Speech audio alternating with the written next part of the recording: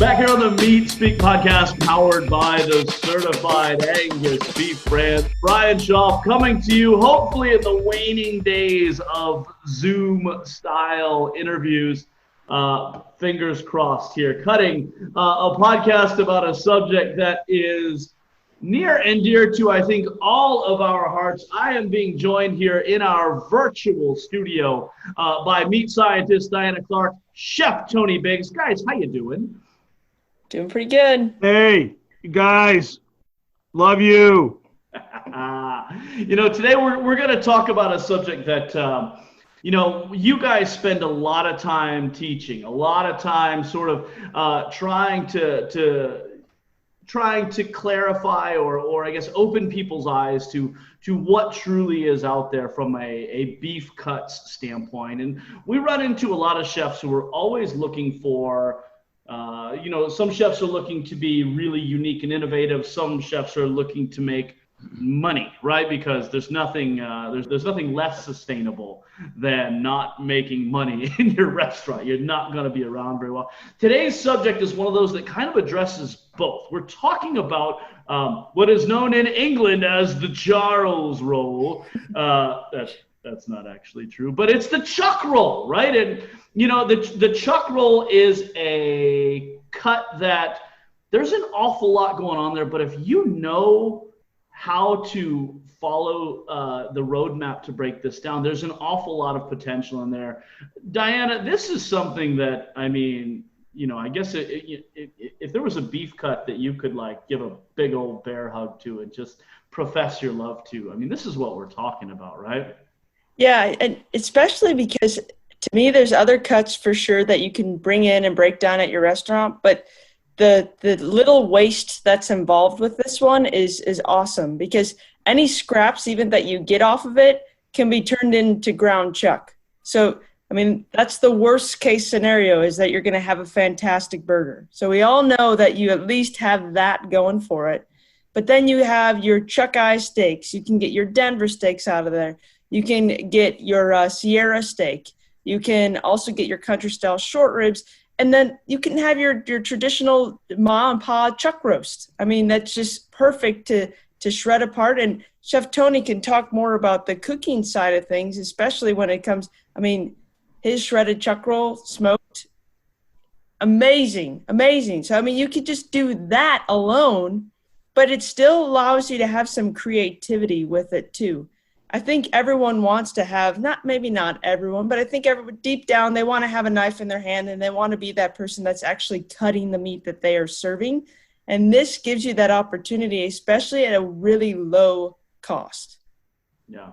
Tony, how about you, man? I know a lot of people will shy away from getting this whole piece because there's an awful lot going on there. And unless you've had a couple cracks really trying to get through it as a chef, it can be real confusing, and maybe you end up making more burgers out of that than you really intended. Man, you obviously have a long career in culinary, all around the world, many, many different continents and cultures and things like that. What was your learning curve on the chuck roll from being a chef who's cooked everything and then being given this huge chunk of meat? How long did it take you to really figure out how this thing fits together and more importantly comes apart? Honestly, it was pretty intimidating at first. We're speaking to chefs all around the world and foodies. You guys, I always preach this. You always know all about ribs, strips, and tenders. But, after working at Certified Angus Beef for a period of time, I have come to embrace the chuck roll. You guys mentioned making money. Yes, you can make money, but you can also be creative with this. You can have it both ways. And the things you can do with this, like Diana was mentioning, our smoked chuck roll, it is just amazing for so many different applications. Barbecue, it's kind of like a poor man's brisket as well. I've heard that terminology. So if you're out there and you want to save a dime, you really need to embrace the chuck roll, and you have to learn, how to, follow the roadmap, like Brian was saying, and just work with it. And more than once. Don't get frustrated with it. Learn about it. Reach out to us. We have plenty of videos. We have plenty of sell sheets to walk you through this. And if you're really lucky, you can come visit us. We'd love to have you. But it's amazing. Why have a filet mignon or a strip steak for breakfast where you can have a Denver steak for half the price, more than half the price. You can make medallions out of the Denver steak. The chuck flap is amazing now. People are really gravitating that, and with the food scene where it's going now, you're really reaching out to different cultures, and that chuck flap is amazing on a Korean barbecue. If you cut it very thin and you marinate it with gochujang and soy sauce and ginger and garlic and pan sear that real quick with a little bit of rice, you're making money there. And you can also have that creativity. Yeah. Well said. Diana, let's go back all the way to the very beginning of this, right? But before we're actually feasting, this muscle, right? It is there's a reason that 80-20 chuck is the gold standard in ground beef. The fat that is deposited here is pretty robust. But at the very beginning, even before that, this is a muscle that does an awful lot of work during its lifespan, correct? Yeah, so where it sits, if you actually get a whole chuck roll in, you can actually see it kind of curve up. So it's right at the back of the neck. So if you kind of rub your fingers on the back of your neck and you're going down, that's where that chuck roll is starting. And then as it continues to go down, it leads right into that rib.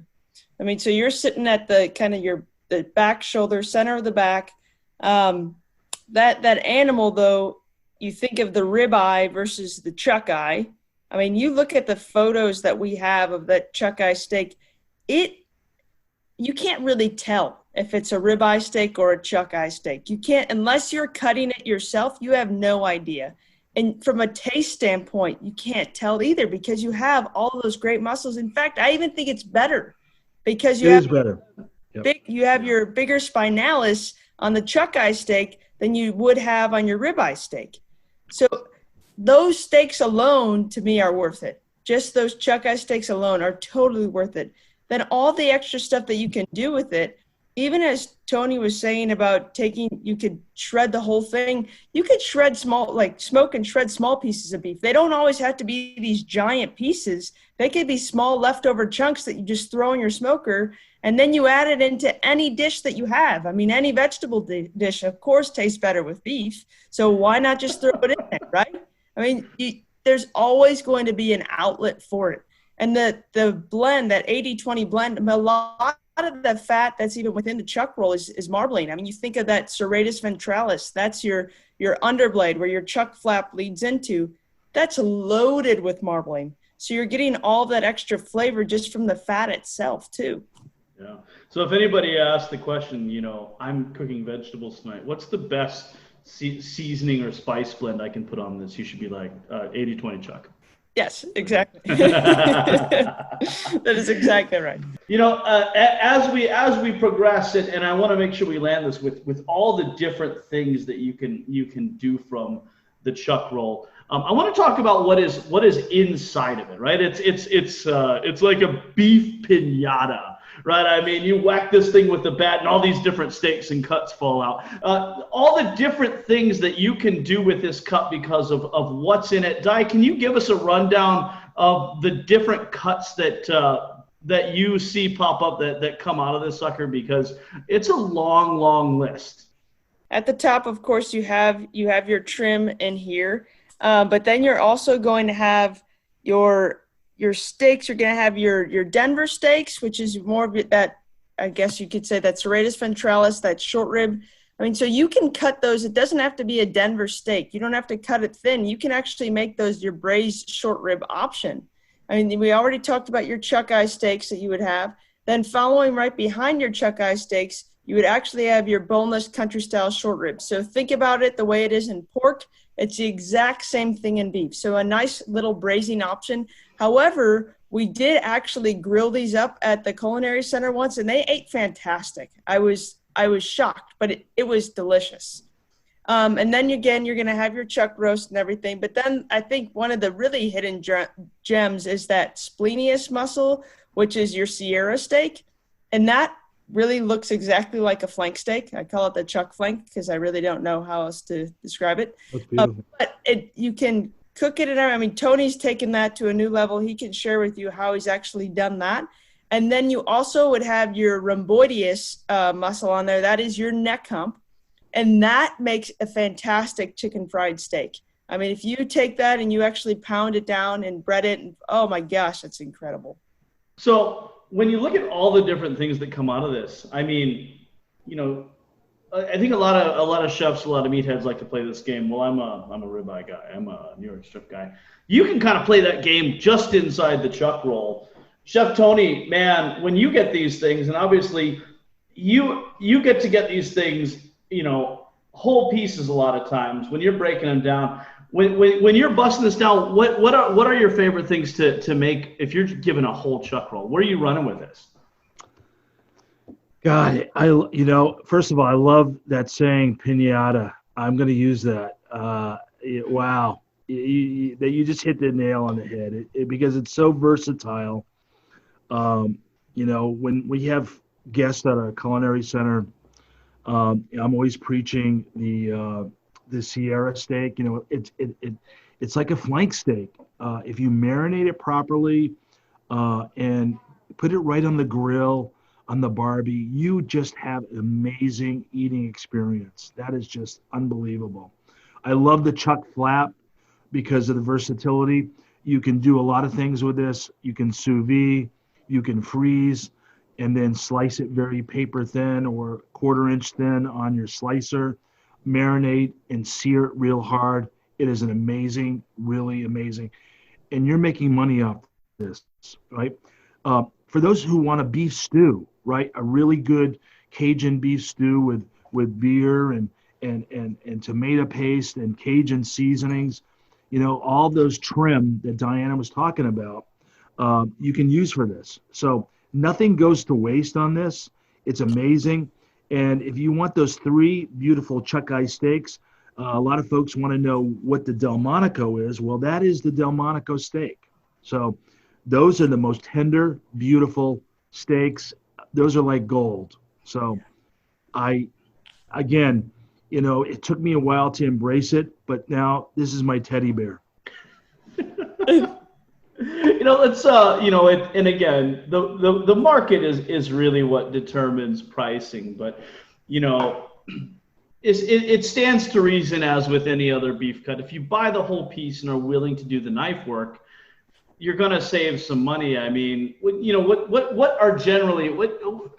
the difference to what people are looking at here if they bring in this entire piece from really a price standpoint? Well, that's the hard part too, is that really no one I know is actually breaking it down for you. So it's either you get it whole or you don't get it. And I know that sounds like my grandmother. Yeah. I know that some people do a little bit of work, and maybe they might separate that chuck eye log at the top from the underblade and sell you both of them. But that's really as far as I've seen it.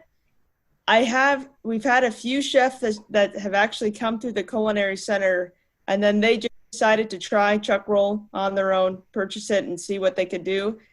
And it's very intuitive. When you start to pull it apart, the seams are rather large, so you can really figure out what you need to do. And you might make a mistake every now and again, but that's okay. Like, that's the beauty of it. You still can do something with it. And so I think that's the fun part about it. It's really, you're not having to shell out a lot of money up front just to play around with it. It's just to try it and see what you can do with it on your menu. I feel like you have so many different cuisines that can be satisfied with one cut versus trying to have to inventory so many different types of cuts and try to guess of what people are going to want to have that night. Yeah. So, This is also a poor man's barbacoa. We've done barbacoa with this. If you want to stick this in the ground and cook it, with vegetables and smoke and have a real great presentation. You just tie that up and put that into a barrel, into the ground, cover it, and you just have an amazing piece of meat. So I've used this for barbacoa, and it's amazing. Yeah, yeah. You know, and both of you have a lot of experience rolling with this as well. But you know, I always like to think of the chuck roll. I always associate it with, you know, of course, the great, you know, Craig Deal, who, you know, we sort of refer to internally as the Salumi Yoda. This is the guy who was really kind of the first one that I was aware of who was really embracing this idea of maximizing the profitability off of this cut. And our buddy Dave Kokab, who's actually going to be on with us next week, is sort of a disciple of that school of thought. Can either one of you, whoever wants to jump in, I mean, talk us through how you're going to go through this. I know Craig would always make basically he would pay for the entire piece on those chuck eye steaks. And then everything else is pure profit for whatever he wants to make. He's got his Denver steaks. Of course, he makes a lot of sausages and charcuterie and things like that. But I mean, how would you guys go about this? I feel very similarly on that. And more, you have to realize that it's going to be a specialty item. Like your chuck eye steaks, you'd have to cut through a lot of chuck rolls to offer that as a consistent thing on your menu. So maybe you only offer it on a specific night, or you only have so many of them, but it doesn't matter because you're going to keep pulling people in, because that's going to be a driver of, I really want to have that steak. The next best cut, I feel like those Denver steaks, you actually get an enormous amount of them when you're cutting the chuck roll. And so then you're just left with a few other odds and ends to play with. But I mean, Chef Tony can take that flank steak. I mean, that splenius or your chuck flank, you can feed a lot of people with just one of those. I mean, I think that's the cool part of it, is you can really extend it out to different areas. I do love what Craig did with those chuck eye steaks. I think that is kind of your key. And you need to make sure your wait staff is comfortable in talking about the chuck roll and why it's so unique that we're breaking it down, because no one else is doing it. So if you have that as a kind of an anchor point, that's your experience. I think that's a neat thing. You could challenge someone to eat every cut from the chuck roll. I mean, that would be a kind of a cool thing to challenge accepted. Yeah. we have done we've done a couple of things that are really different with the chuck roll too, and center of the plate, and our chuck roll grilled cheese sandwich is, oh my gosh, is kind of epic, and it's famous. And so we smoke that chuck roll, salt and pepper, smoke it. We shred it beautiful. You've got all that beautiful marbling and that fat and all that juiciness. We toast a brioche bread with Havarti cheese and a sriracha mayo with marinated onions, and we just put that on the grill. I'm telling you, you can get $12 for the sandwich, okay, with about 4 to 5 ounces of chuck roll. It's good. Awesome. We do a tomato fettuccine with shredded chuck roll with pecorino cheese for an appetizer.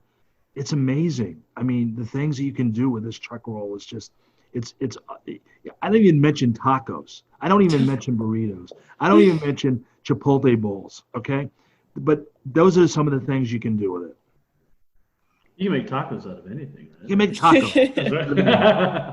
You know, availability, you know, it seems like sometimes we talk about these different cuts, and, you know, it's real cool. You got to try this, but there's only 2 pounds of each cut on 1 cow. So good luck. Chuck roll, though, I mean, it's raining chuck roll out there, right?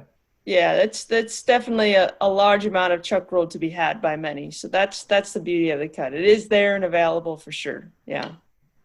Excellent. You know, my favorite, you know, it's funny, you'd mentioned it's a great piece to experiment with or to play around with. I mean, if you're going to pull samples or something like that, because if you do ding it, if you nick it, if you gouge something, you're making burgers, right? Or my personal favorite use of I don't know, we'll call it misfit beef. that's been dinged. Schnitzel it, right?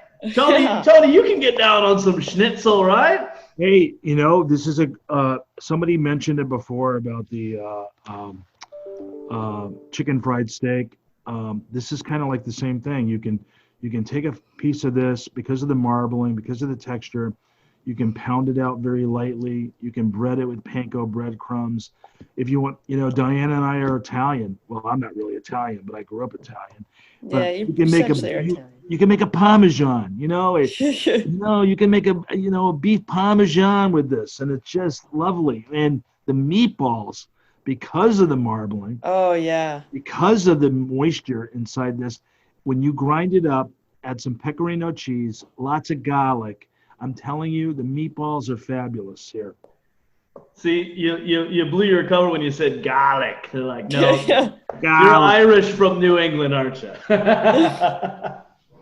The chuck roll, guys. I mean, is there a more opportune cut out there? I mean, if there's one thing, if you're sitting next to somebody on a flight from, we'll say, Cleveland to Detroit, which is about 23 seconds, and somebody says, "What is it that I need to learn?" Right? I mean, is there anything that springs to mind even more than the chuck rollers? Is this it? This is the magic bullet, right? If I owned a restaurant, that's what I would do. Chuck roll. It's my new Teddy, really. Yeah. And we're not talking Teddy Bruschi, Mr. No, New not England Teddy Patriots Bruschi. fan, right? Teddy Bear. Outstanding. Well, if this is your first time tuning into the Meat Speak podcast powered by the certified Angus beef brand, know that you can catch us across all of your major podcasting platforms, Google Play, Apple, Spotify, or by visiting certifiedangusbeef.com/podcast. Until next time, Chef Tony Biggs, meat scientist Dinah Clark, y'all, thanks for joining us, and y'all be safe, and make sure you get some chuck roll, and remember, there's no mistakes, only happy accidents that result in hamburgers.